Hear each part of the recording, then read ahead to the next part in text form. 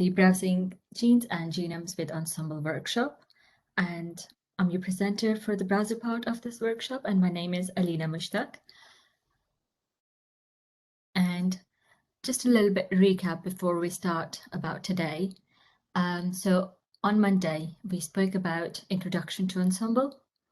Then yesterday, we covered genes and transcripts in Ensembl. And today, I'm going to speak to you about Ensembl variation and this really excellent tool called VEP, which allows you to annotate your own variants. Before we start, I'm also going to share the training link with you. And this link for Nextgenhelper workshop has the course book where you'll find the exercises and also the demonstrations. And in this link, you'll also find the link to Living Document where you can ask questions, and also the PDF versions of all the presentations.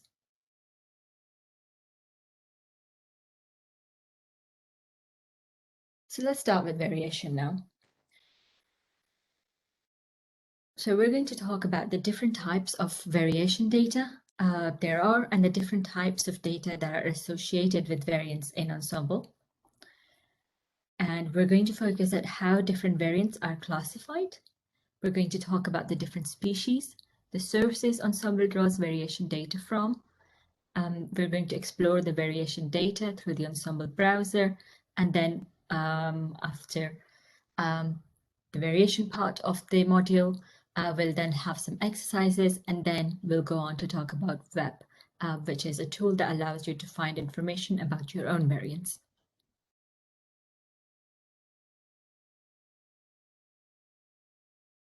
So let's start by having a look at the variation types. Variants can be thought about in different sizes or number of nucleotides affected at a time. We have SNPs, and these are single nucleotide polymorphism. And then we also have small deletions or insertion variants as well. Then we also have large-scale structural variants, and these can be, for example, deletions of 100 or more bases affected at a time. And we also have translocation and copy number variation.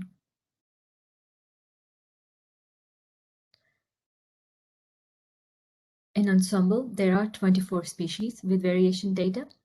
Human is the most well-studied, but we also have variants identified across model organisms such as mouse, rat, agricultural species like cow, sheep, and pig.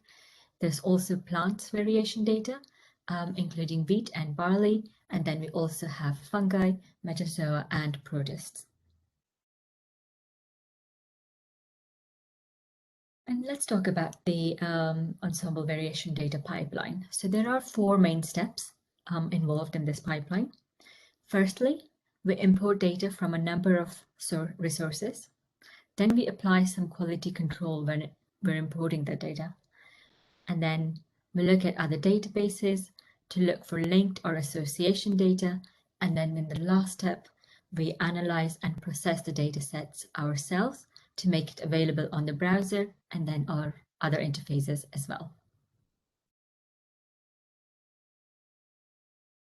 So if we look at the first step, which is variant importing, so we look to various publicly available archives and variation databases to import the variants from.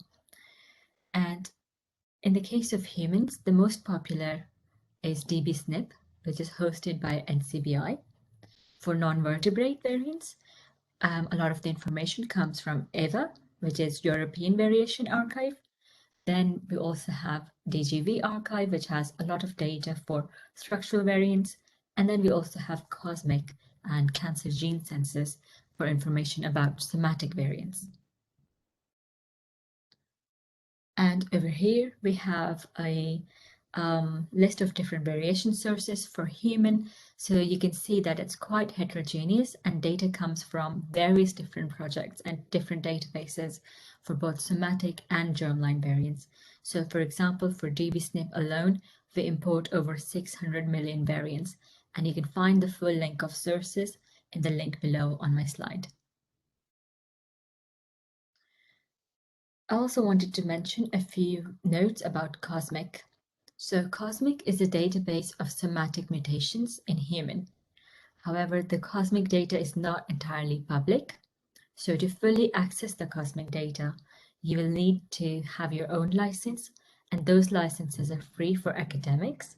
However, because we're not sure that people coming to Ensembl have their own licenses, therefore we're not allowed to display allele frequency. So we only show you the position of those genetic variants and the variant consequences calculated for all possible alleles, and then we'll link you out to Cosmic for further information. The second step is quality control. And this is where we do things like mapping to the appropriate genome assembly.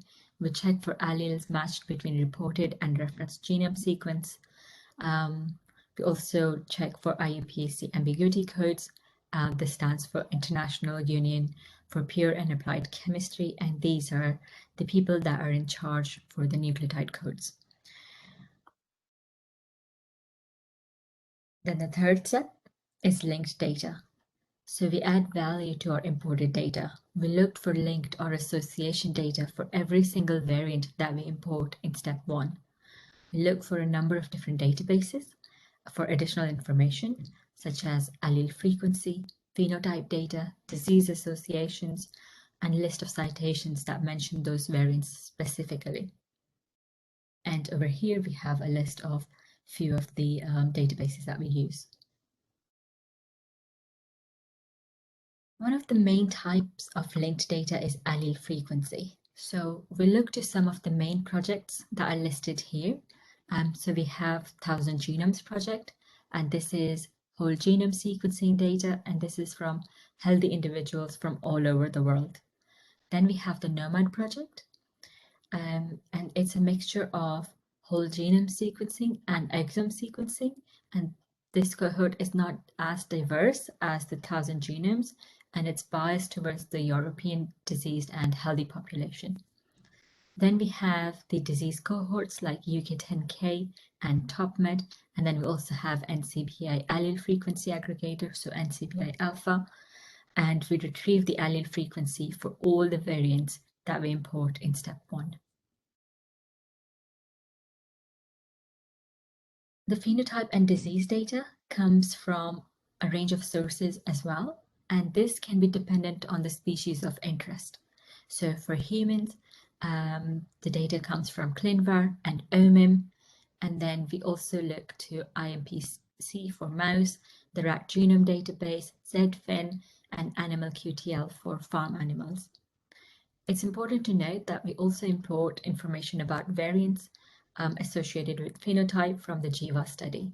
And then from all of these sources together, we get things like clinical significance, inheritance type, reported gene and variants, and risk alleles. And then for the GIVA study, we also get things like p-value, odds ratio, and beta coefficient for disease association. And then the final step is step 4, and this is where we apply our own analysis.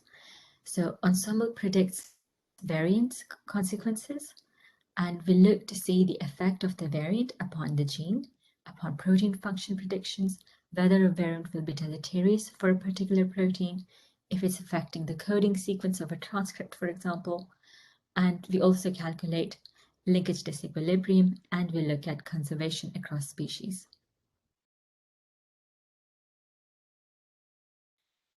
So in this 4th step, one of the first things that we do in Ensembl is that we predict the consequences of the variants that we import into our database.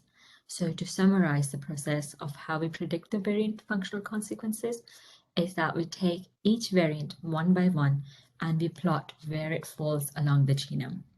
And where the variant falls in the context of a gene will determine its functional consequence. So if we think of a variant, for example, that falls outside of a gene, so it might fall in the 5' upstream or the 3' downstream region, in which case the variant might not directly affect the protein, but it might fall in the regulatory region, which will affect the mRNA transcription and the transcription activity of that gene or its transcript. Then we can think of a variant that might fall within the gene, but not within the coding region. So it might fall in the UTR region, over here, or in a splice site, or even in an intron. So these variants won't directly affect the protein structure and function, but they might affect the mRNA stability, the splicing, translation efficiency, and other factors that might lead to a change in the expression of the protein. And then finally, variant could also fall within the coding sequence of a gene that is depicted here in yellow. And these come as two different types. So firstly, we have the coding synonymous consequence. And this is when a variant in the genome does not result in a change in the protein sequence. So we can get these because the genetic code is degenerate. So we know that more than one codon can encode the same amino acid. So what this means here is that there might be a change in the genome sequence, but it doesn't result in a change in the encoded amino acid at that position. And then the second type could be when we have a change in the genome and it does result in a change in the encoded protein at that position. And this is what we call a missense variant or a non-synonymous variant. So for every variant, we plot where it falls along the genome, and then we assign a consequence based on the position where it falls in the genes located at that position. And now on my screen, I have a table of consequences. So consequences that we assign to the variants have very specific terms. The consequences are all defined by sequence ontology. So yesterday we spoke about gene ontology, which is standardized vocabulary of terms to define gene functions. Here we have sequence ontology, and this is standardized vocabulary of terms to define sequence changes. So here as an example, you can see that the yellow color coded is a missense variant, and then we also have its description, and then we also have the sequence ontology accession number. So any variant that has this defined effect will be labeled as a missense variant, and throughout the Ensembl browser, it will be yellow. The color coordination matches what you see on the slide here, but don't worry, you don't need to memorize this table. There's always a legend that will explain the color on the Ensembl pages as well. And now let's talk about variants in terms, specifically the missense variants, and think of them in terms of pathogenicity. So there are various different algorithms that score or rank the changes in the amino acid sequence, and this is based on how well preserved the particular amino acid is, the chemical change at that specific position of the amino acid, so whether it's being changed from one to another, and these are also based on 3D structures and domains. So there's a question asking about, please explain again what the consequence term means. So let me just go back. So this is a table of consequences, and consequences are how a variant has affected a particular protein, for example. And then this table shows you a lot of sequence ontology terms, and then we also have its description. So for example, if we talk about a missense consequence type, this means that a sequence variant that changes one or more bases, resulting in a different amino acid sequence, but where the length is preserved. I will expand on this a bit more when I go to my demonstration part. Okay, so let's go back to the missense variant and in terms of their pathogenicity. And I explained to you that the various algorithms take several things into account and rank the missense variants in terms of their pathogenicity. And so, for example, if we have a single position in a protein that maybe encodes an arginine, and then because of a variant at a specific position in the genome, the arginine changes to a glycine.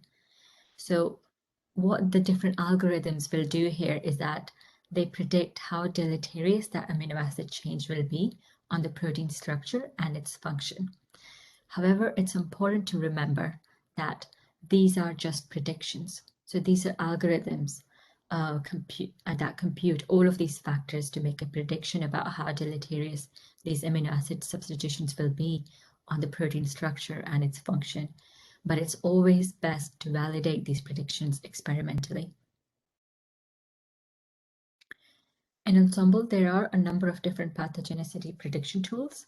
So to start with, we have SIFT, which ranges from 0 to 1. 0 indicates that the change will be deleterious, and 1 means tolerant.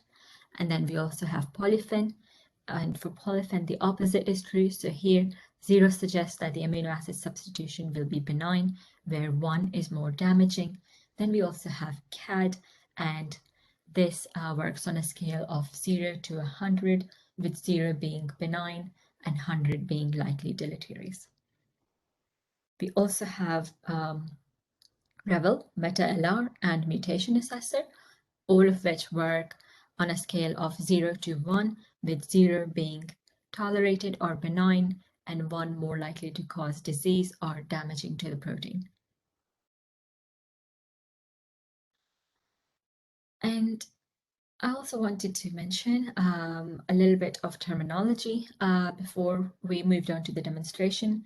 So a chromosome is made of contigs laid end to end, just like in this diagram over here. A single contig is a sequence from one individual.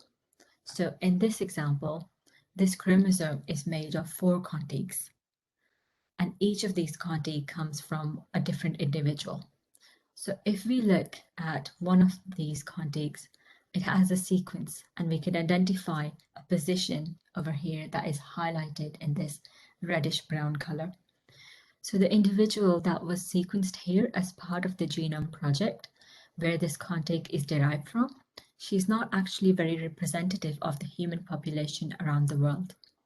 So the T that the woman has is only represented in 5% of the individuals, whereas the rest of the 95% of the population around the world has the G allele at that position. And G is also the allele found in all primates. And then also the T that the woman has some disease susceptibilities. However, she was the woman who had her genome sequenced. Therefore, T is the allele that was used in the Human Genome Project, and that's why T is the reference allele, and G is the alternative allele. And this will be referred in Ensembl as T/G. Okay, now we're going to move on to the demonstration, and we're going to look at the MCM6 gene. We will look at it at the genomic region, so the location tab where the MCM6 gene is found, and then we're going to look at a specific variant. We're going to search for it with its RS ID, and we're going to search for it in the browser. So I'm going to jump out of my presentation now, and you can find the demonstration on page number 36 of your course book, and you can follow me along the screen as I go through it, or if you have another screen, please feel free to go through it on your own. So I'm going to go to ensembl.org, and I will be on the Ensembl homepage. And in the center search box, I'm going to search for my gene of interest, which is MCM6 gene. And I'm going to search for it in human. And now I'm going to click go. And I'm going to click on the first result.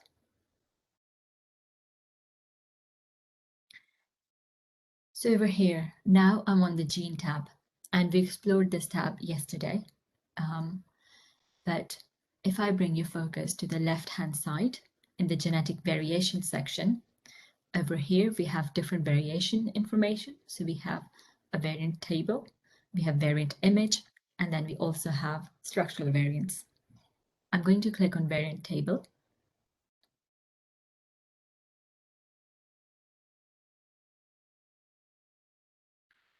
So over here, I now have a table which lists all of the variants that fall within the MCM6 gene. And this table is quite massive. So you also have the option to search in this table by using this search on the right-hand side, and you can also export this table. On top of this table, we have some filters. So you can filter this table by global minor allele frequency, by CIF and polyphen scores, by consequences, and you can also filter by other columns. So I'm going to filter my table by consequences type. So I'm going to click on consequences, and this will open a pop-up box which shows me all of the consequence types. And then to start with, I'm going to turn off all the consequences by clicking turn all off. And I'm going to turn on the missense variant by clicking on it. So now I have all of the other consequences turned off, and the only consequence I have turned on is the missense variant. And now I'm going to click apply.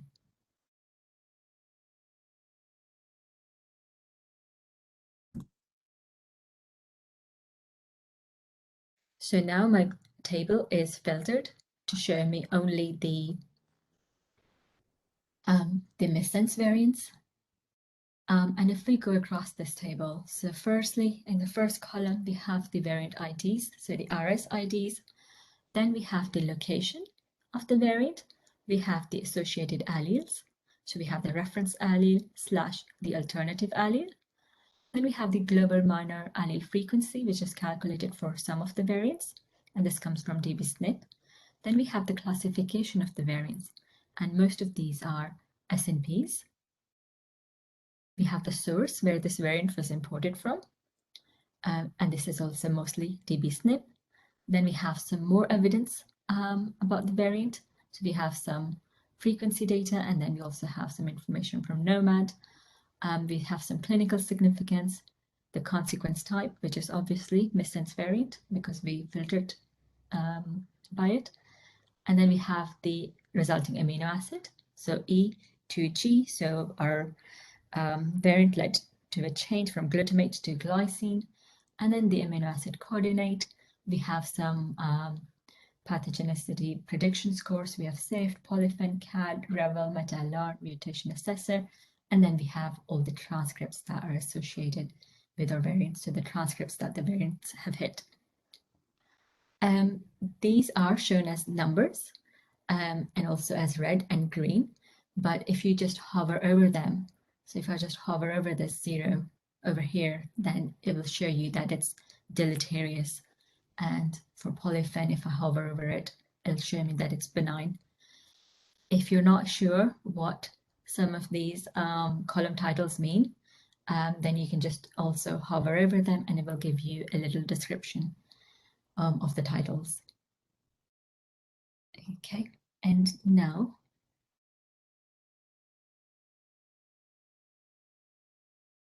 I'm going to get rid of my filter. So to get rid of the filter, you can simply just click this X button here, and this will then take you back to your original table. And now I'm going to go to the location tab. So this is found next to the gene tab.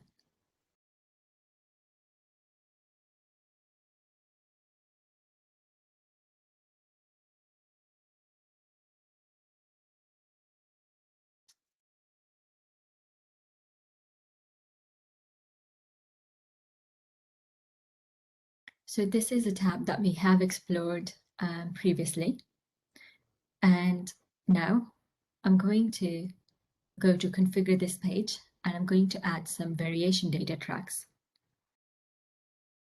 So let's go to configure this page, which is this blue button here on the left-hand side.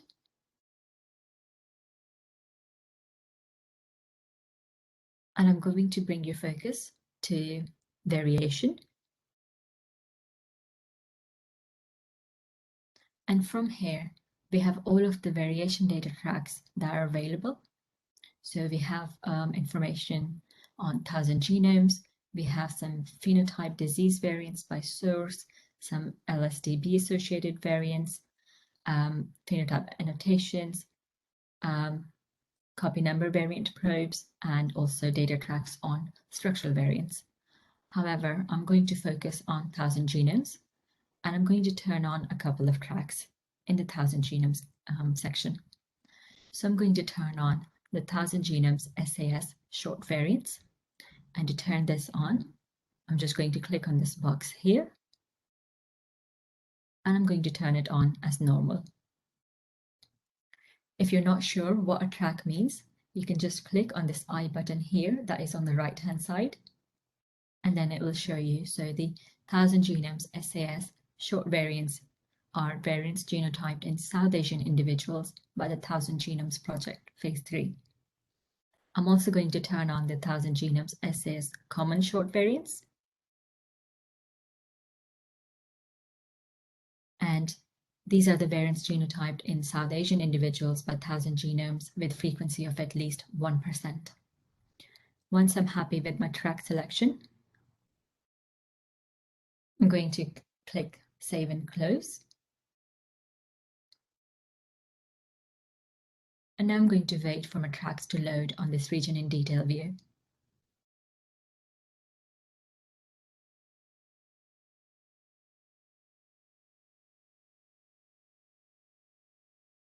So now we can find our tracks over here.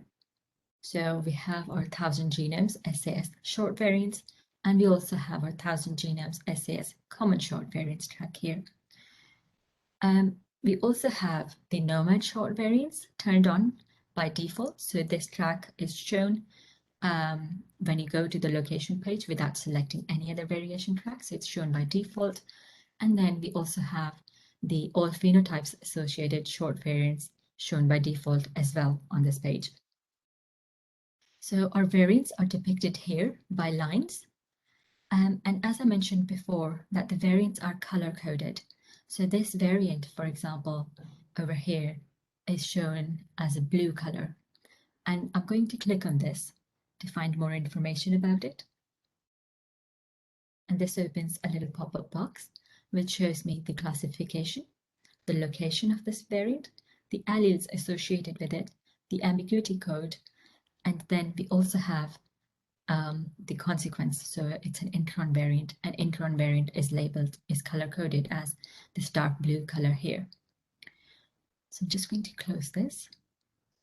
And I'll also show you that you also have the variant legend over here. Sure, I'll zoom in.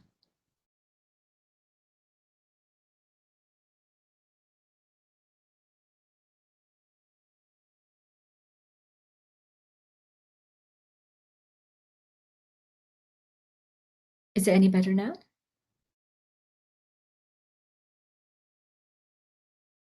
Okay. So as I was saying, that the variant legend is also mentioned on the bottom of the page here. And so if I click on this variant, on one of these variants, it also gives me this hyperlink text that says more about, and then we have the RSID. And if we click on this RSID, I can then go to the variant tab. And this is the tab that we haven't explored before. So there are different ways that you can go to the variant tab. So I can either go to the variant tab by clicking on this hyperlink here. We could have gone to the variant tab by clicking on the RSIDs in the column that I showed you in the variant table. Or we can simply search for a variant of interest if we already know the ID. And that's what we're going to do now. So I'm going to use this corner search box, and I'm going to search for my variant by its RSID. So this is RS4988235. And this ID is also given in your course book, in your demonstrations, and I also have this ID in the presentation, so if you want to go through it on your own. And now I'm going to click Enter. And I'm going to choose the first search result.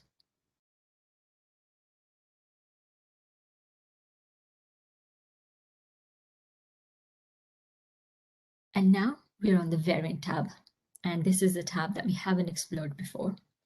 And this variant tab gives you information about the most severe consequence. So it's an intron variant. We have information on the alleles. This is a triallelic variant. Then we have some information on the ancestral allele, the minor allele frequency, highest population minor allele frequency. We also have the location of the variant, and then we also have its VCF notation. We have some evidence status, clinical significance, HGVS names. So this is another notation for variants. And if I just click on this plus icon here, it will show you all of the HGVS names. And then we have some information about the original source. So this variant was imported from dbSNP, and you can also link out to dbSNP by clicking on this link text here. And then you can explore this variant further by clicking on these different icons. And these different icons are also listed. So the same information is also, same displays are also listed on this left-hand side here. So we can view our variant in the genomic context by clicking on genes and regulation and flanking sequence. We have information about population genetics, phenotype data, phylogenetic context, and citations, and so on. So I'm going to click on genes and regulation on the left-hand side.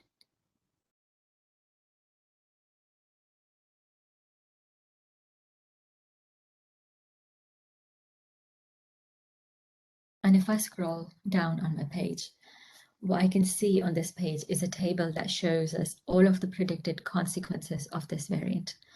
It's important to note that a single variant can have more than one predicted consequence, and this is because a variant can affect more than one transcript of more than one gene at a time. In this table, we have 6 rows, and each row shows us that the consequence is affecting the MCM6 gene. And then we have a list of the transcripts that the variant hit. In this case, the variant has 3 different transcripts, and we're also looking at a triallelic variant. And then on the bottom, we also have some information from the GTEx portal.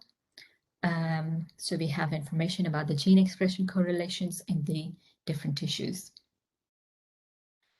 The next thing that I want to explore with you is the population genetics page. So I'm going to click on population genetics on the left-hand side.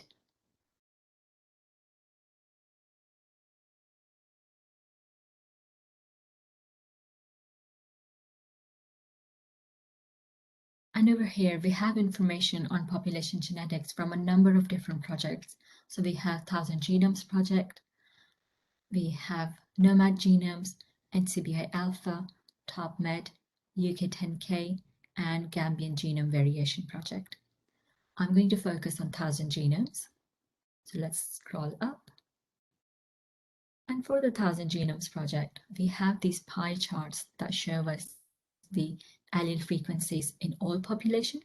And then we also have the allele frequencies for the African population, the American population, the East Asian population, the European population, and the Southeast Asian population as well. If you want to find out more information about the subpopulations, then you can simply just click on the subpopulation icon here, this plus icon, and then it will show you. So I clicked on the European subpopulations, and now I have more information about the Utah residents in Northern and Western European ancestry.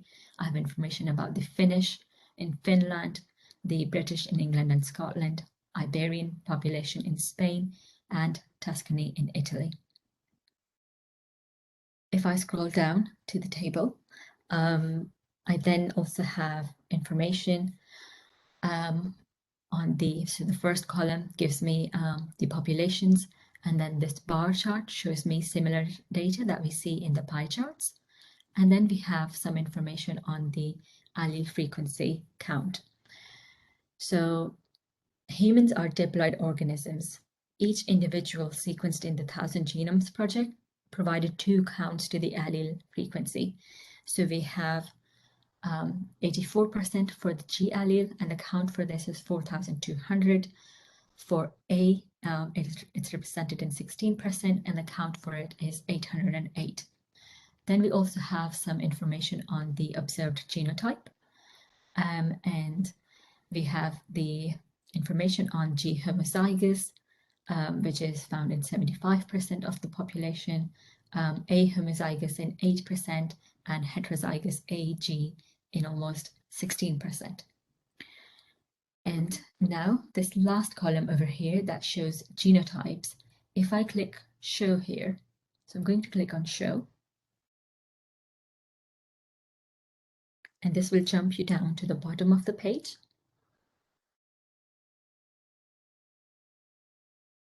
And now we have a table that shows you the individual observed phenotype, and the individuals are not named, but you can see their IDs from the Genome Project. And what you can do from this data is that if you're interested in studying a cell line that is homozygous at this position, for example, then you can go to the 1000 Genomes Project page and order a cell line that is being derived from this specific individual. And the final thing I want to show you in this part of the demo is the phenotype data. So I'm going to click on phenotype data on the left-hand side.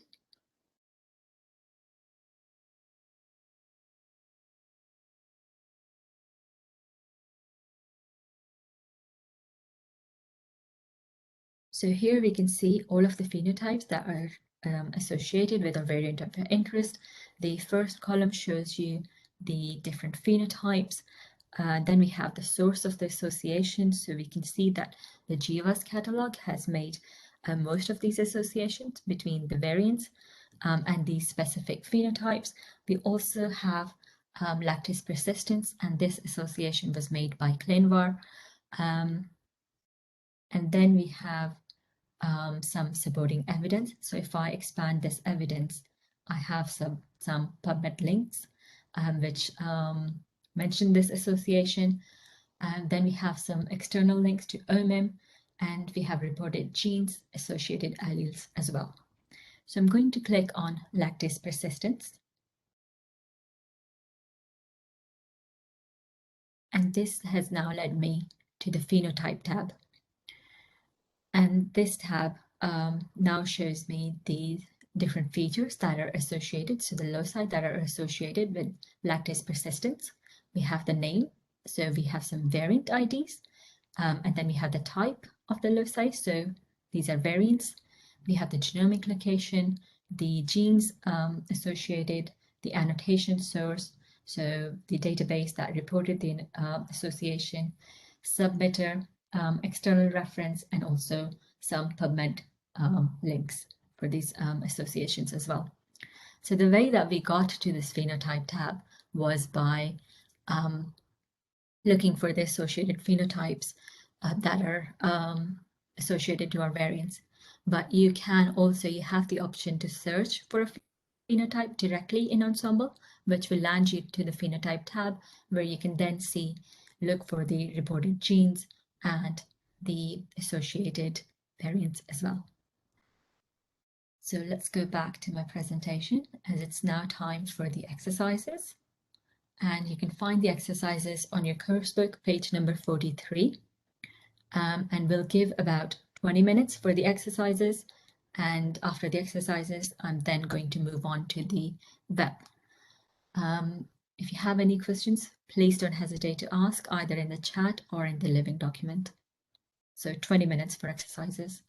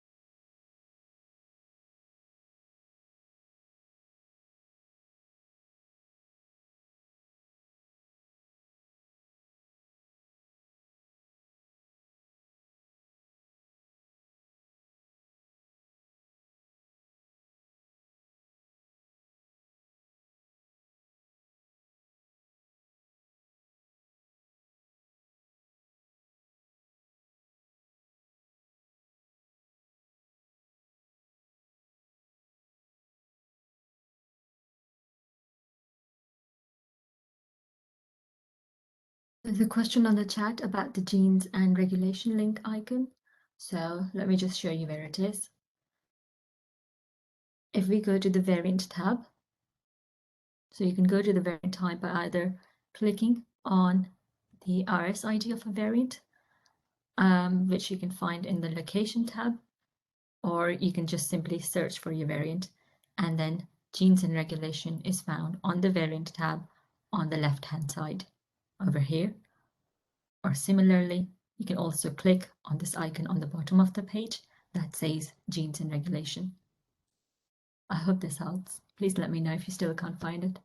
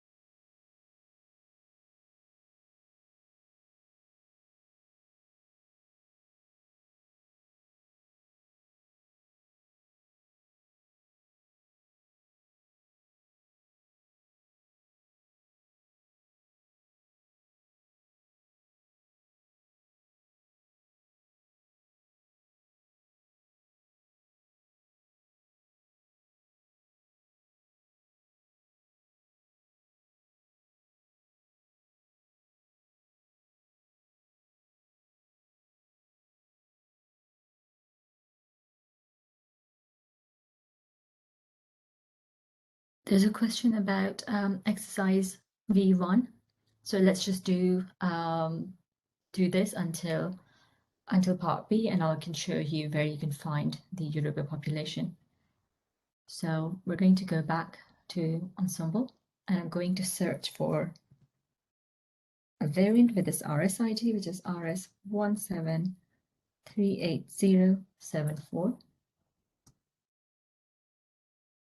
And I'm going to click the search result, which is a human variant.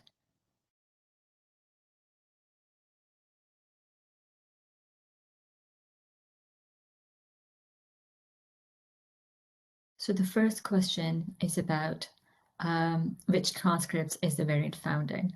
So we can also find information about this variant in this about this variant line, and this variant overlaps 9 transcripts. And you can also find more information about the transcripts by going to genes and regulation. So let's click on it.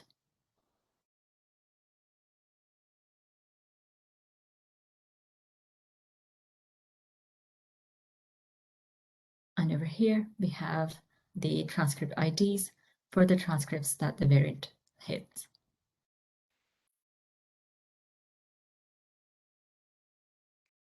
Okay, part B.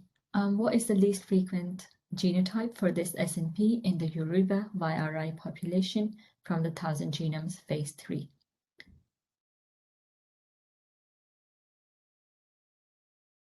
So to find information for part B, we're going to click on population genetics.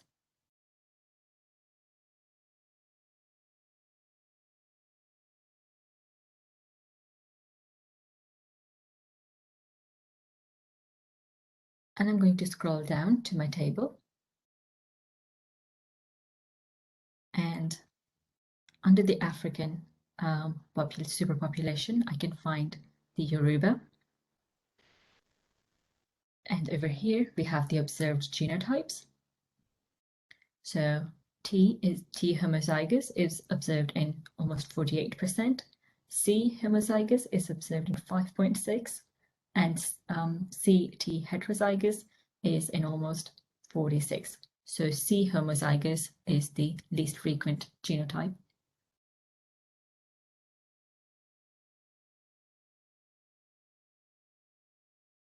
Part C, what is the ancestral allele? Is it conserved in the 90 eutherian mammals? So let's do this on screen as well. So to find information about the ancestral allele, this information is available in the alleles line in the variant summary. So T is the ancestral allele. And then to find information about if it's conserved in the 90 eutherian mammals, we're going to go to the phylogenetic context on the left-hand side.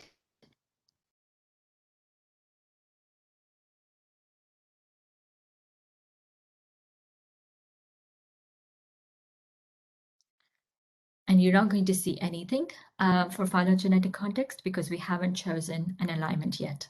So I'm going to select an alignment. Sorry, let me just quickly show you. So I clicked on this select an alignment blue button here. And I'm going to type in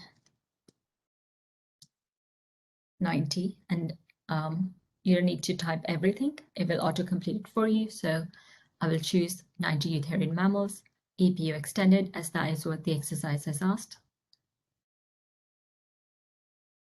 And I'm going to select 90 eutherian mammals over here. And once you've selected your multiple alignment, the list of species is also going to appear on the right-hand side. Once you're happy with your selection, just click Apply.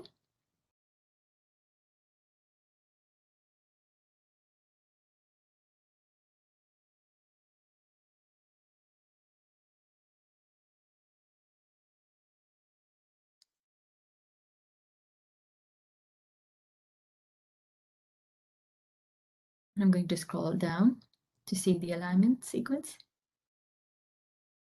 And now over here, we have our allele of interest, so the ancestral allele, which is T, and then we also have its flanking sequence. And if I scroll down, I can see that T is also found in the other primates, in the other 90 eutherian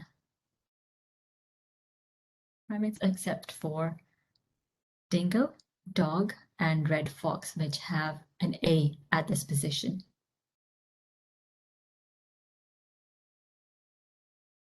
So the answer to this is that it is conserved in most 90 eutherian mammals, except for dingo, dog, red fox, which have an A at that position. And also I can see here that this microbat has a C at this position. And now part D. With which disease is this SNP associated? Are there any known risks or associated alleles? So to find information about the associated diseases, we're going to go back up. And we're going to click on phenotype data.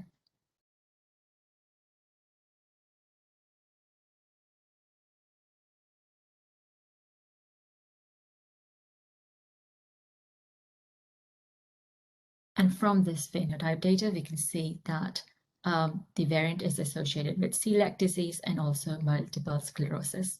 And then we also have these associated alleles mentioned here.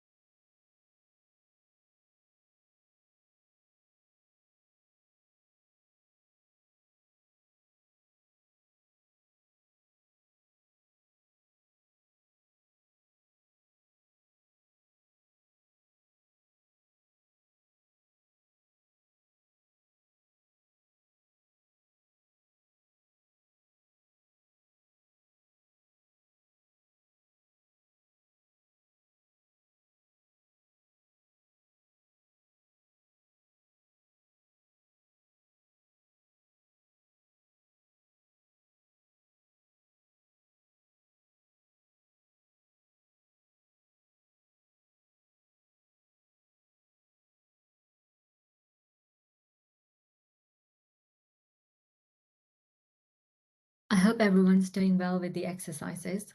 I'm now going to slowly move on to the web module.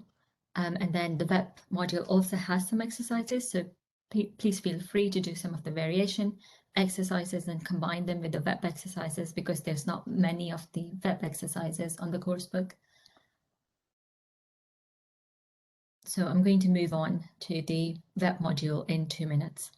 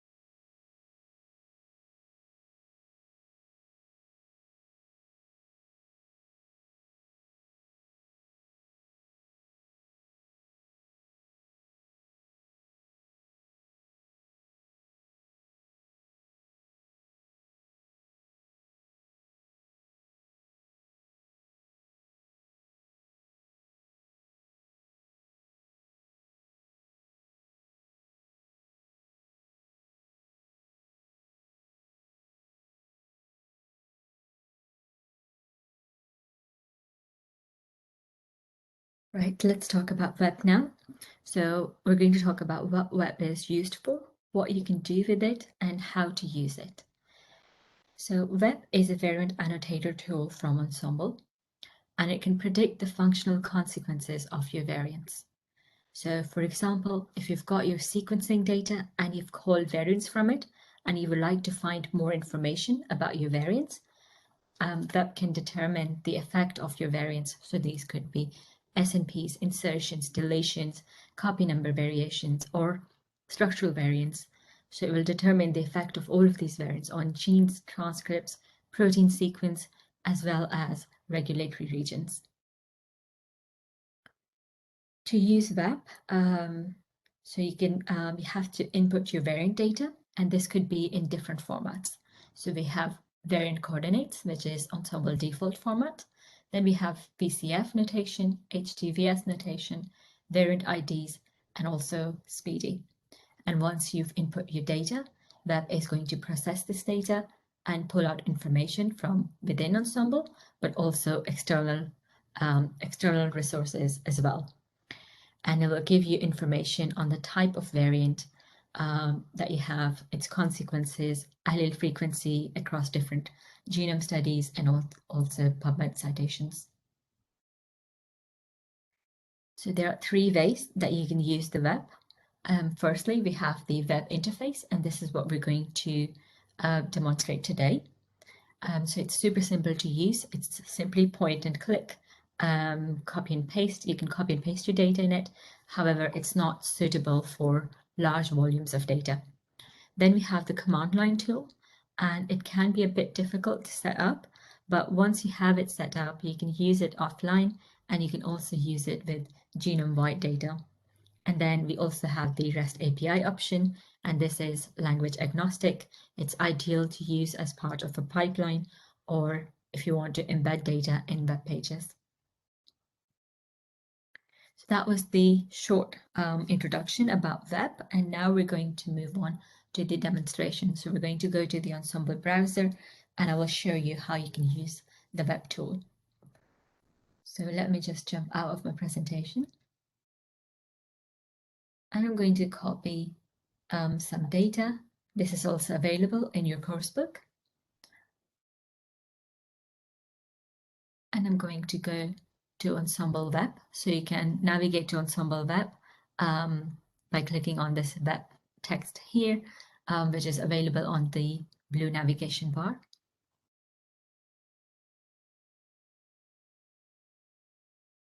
And then this page lands you onto the web, which is variant effect predictor, and it gives you some information about the different things that the web can do. And we also have these different ways that you can use the web. So we're going to use the web interface, and I'm going to click on Launch Web.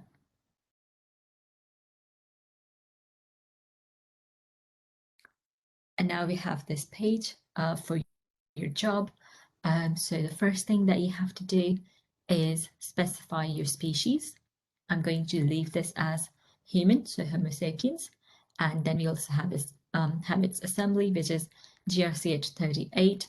However, if you're looking to use web for human GRCH37, which is the previous human assembly, you will need to go to GRCH37's website, and you can do so by clicking on this hyperlink text here. The next thing that you'll need to do is name your job. So I'm just going to call it demo. And then we have to input our data. So we can either paste our data in this text box here. You also have the option to upload your data. So you can upload a file from your computer, or you can provide the file URL. So if your data is stored online on a public directory, for example, an FTP site. We also have these examples. So we have these different examples for the different data formats. So I'll just quickly show you what these different formats look like. First, we have the Ensembl default format. Then we have the example of the VCF, the variant identifier. So we have the RSIDs, HGVS notation, and we also have the SPDY format. So let's get rid of this, and I'm going to paste my own data. And this data is in the Ensembl default format, so we have the variant coordinates here. And let's just go through this format.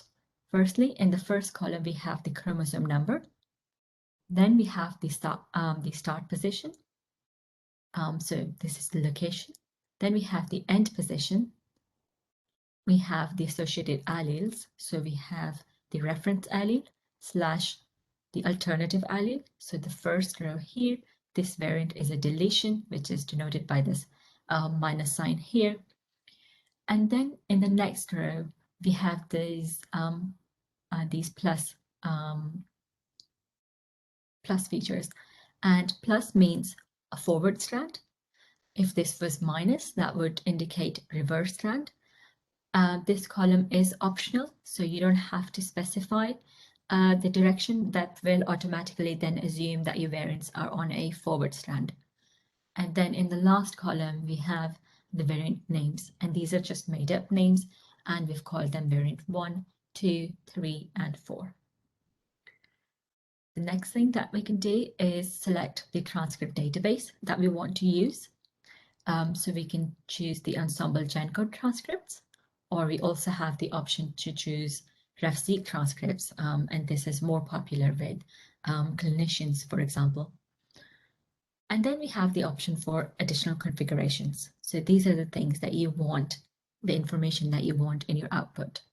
So we have the identifiers here, and these are additional identifiers for your genes, transcripts, and your variants. So for example, the data that we have input is Ensembl default genomic coordinates, but you can convert them to HGVS notation. For example, if I turn this HGVS on, so let's do that.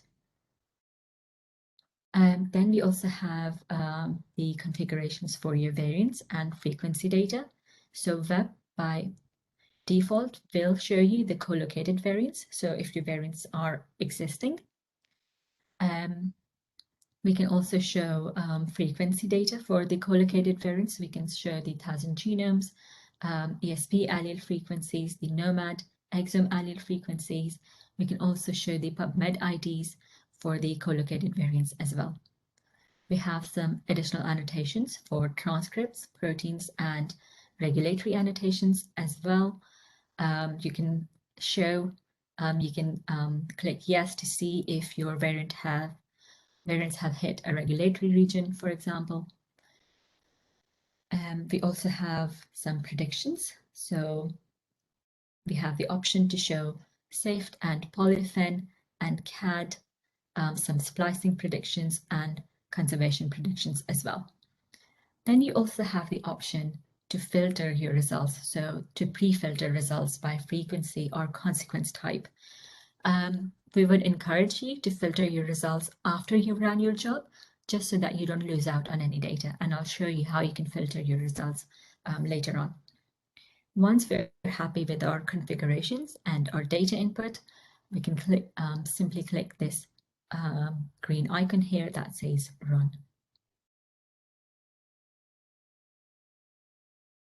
And this page shows us that our job is queued. So we have the page refreshes itself every 10 seconds, so you don't need to refresh it. And then on the right-hand side, we have these options. You can save your job. So to save your job, you will need to create an Ensembl account. And as I mentioned before, that this account is free to create and you don't get any correspondence from us. You also have the option to edit your job.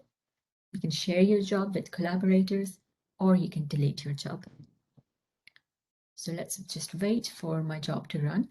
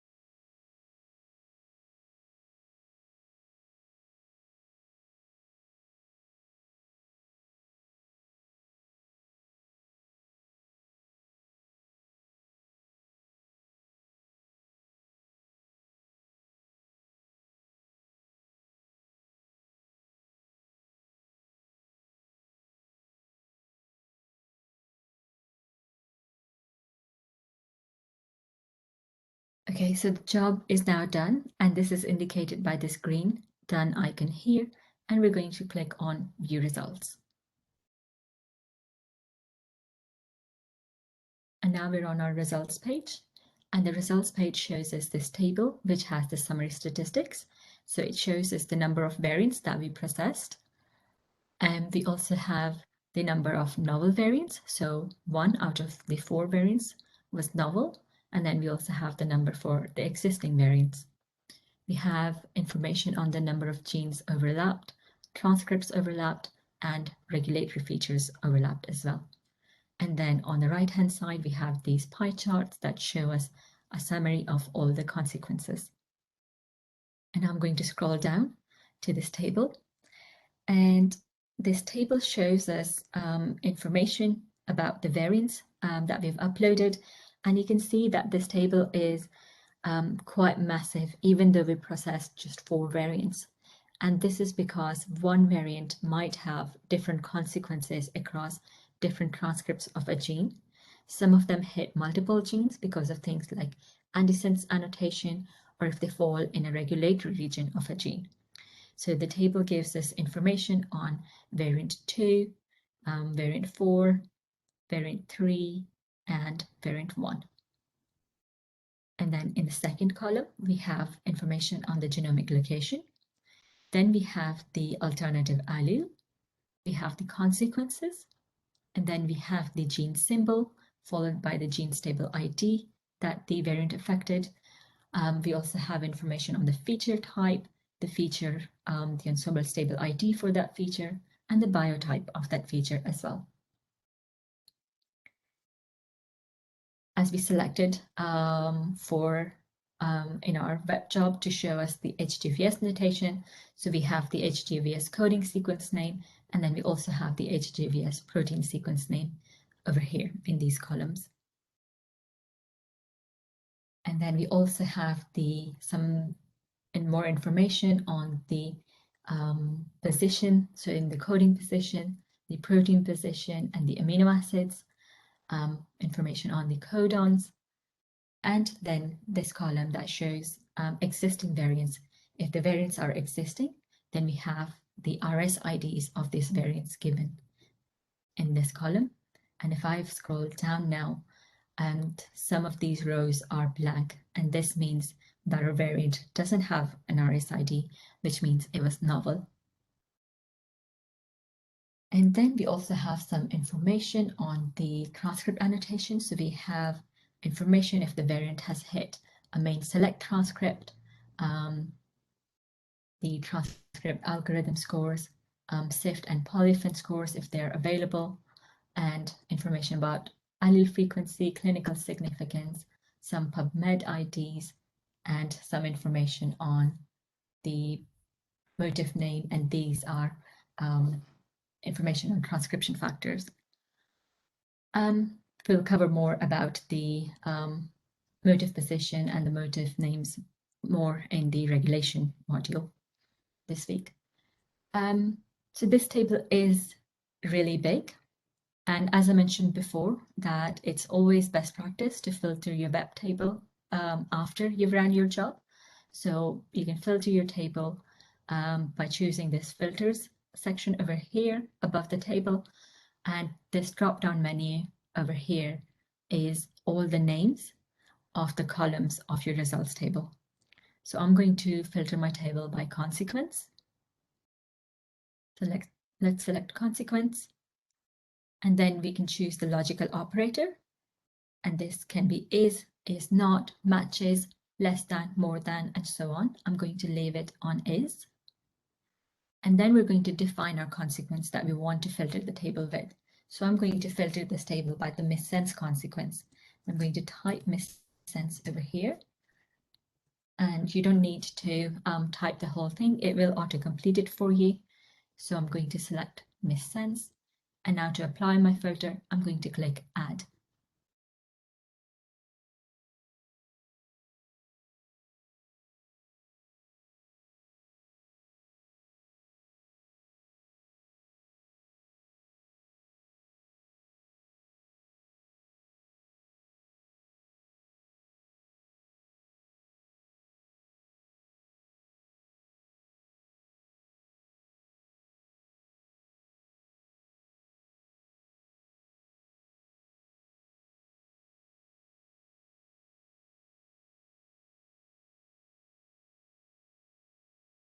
So our table is now filtered to only show us the missense consequence.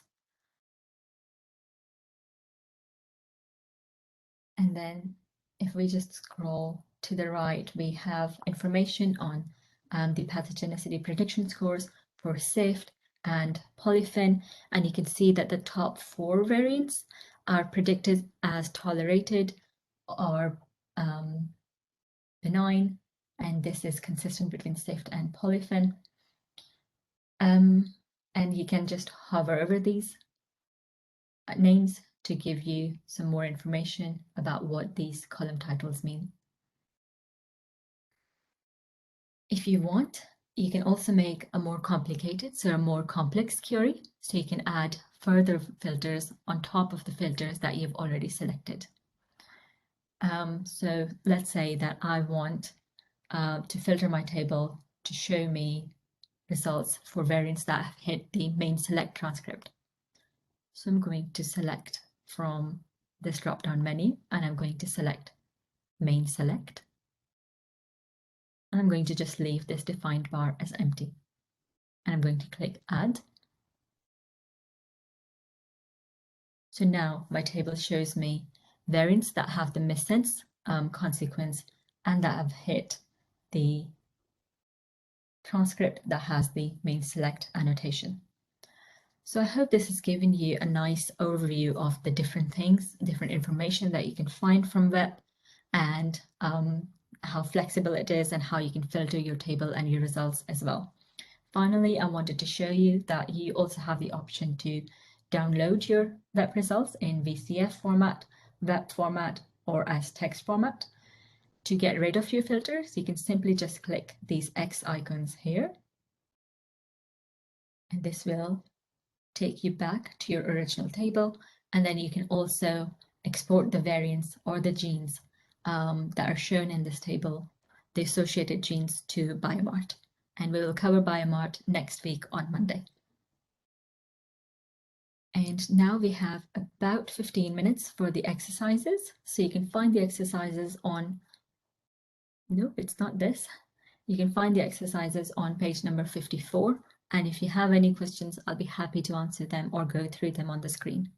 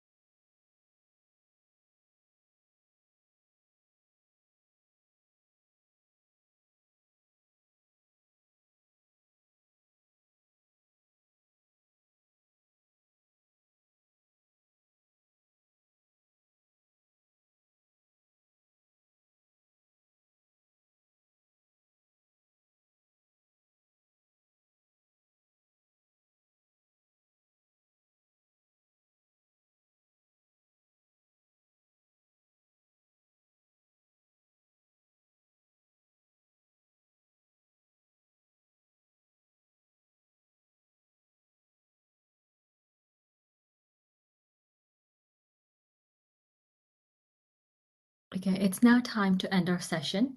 And I just wanted to quickly mention that tomorrow I will be covering comparative genomics in Ensembl.